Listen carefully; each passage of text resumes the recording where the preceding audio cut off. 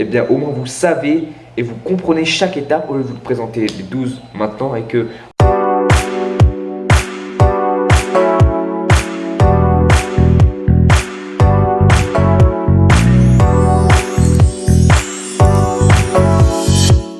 et bien pour une nouvelle série, encore une fois, ça va être le meilleur processus de vente. Donc toutes les étapes à comprendre, à savoir et bien, à déterminer lorsque on essaie de vendre quelque chose. Et il y a 12 étapes environ, donc on va commencer avec la première étape et dans les prochaines vidéos, je vais vous présenter bien, les prochaines étapes. Comme ça, bien, au moins vous savez et vous comprenez chaque étape au lieu de vous présenter les 12 maintenant et que après vous ne vous souvenez plus. Vous ne souvenez plus. Donc autant vous présenter bien, maintenant. La première étape, c'est votre attitude.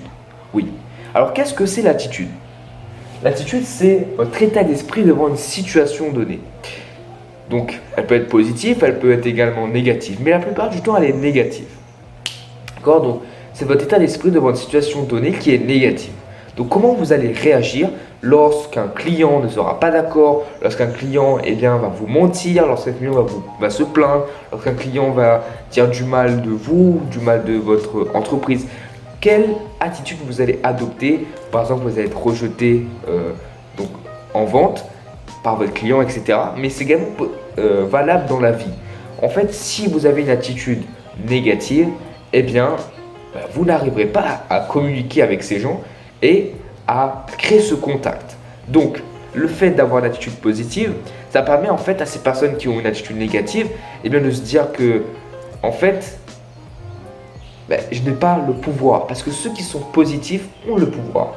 Regardez, je vous donne un exemple. Deux personnes sont en train de parler et une personne commence à s'énerver comme ça.